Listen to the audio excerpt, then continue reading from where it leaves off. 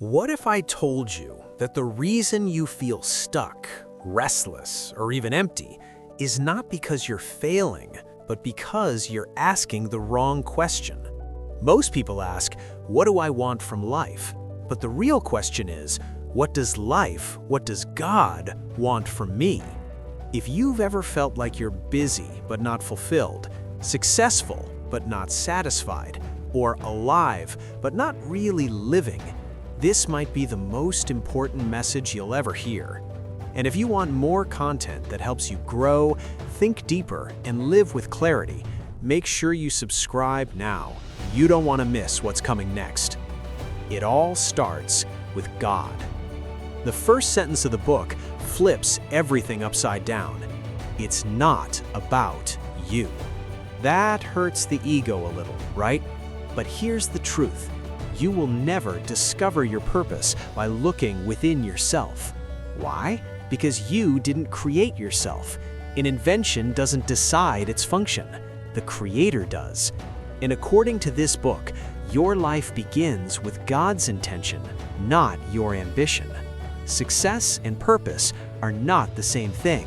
You can climb the ladder and realize it was leaning against the wrong wall. Purpose starts with understanding this. You were made by God and for God. Until you get that right, life will always feel slightly off. You are not an accident.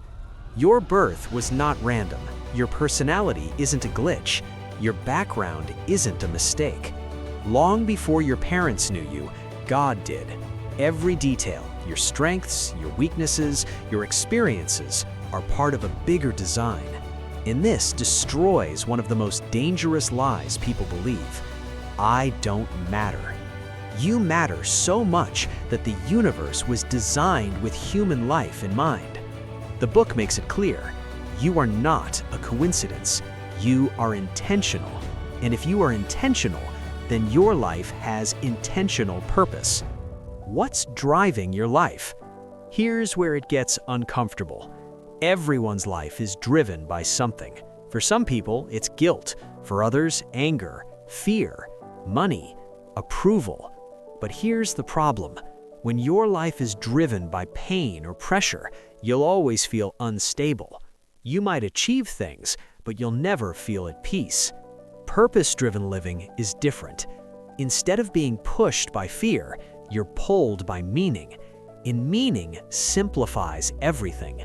When you know your purpose, decisions get clearer, distractions lose power, stress decreases, focus increases. Without purpose, life feels busy but empty. With purpose, life feels focused and powerful. You were made to last forever. Here's a perspective shift that changes everything. This life is not the full story. It's preparation. You will spend far more time in eternity than you will here. When you truly understand that, your values change. You stop obsessing over temporary applause. You stop living for trophies that will eventually collect dust. You stop chasing things that don't last. Instead, you invest in what carries into eternity: character, faith, relationships, spiritual growth. When you live in light of eternity, you stop panicking about temporary problems because you realize this is rehearsal, not the final performance. The 5 purposes of your life. According to the purpose-driven life, God has 5 clear purposes for you. 1. You were planned for God's pleasure. Your first purpose is worship, not just singing, but living in a way that brings joy to God. 2.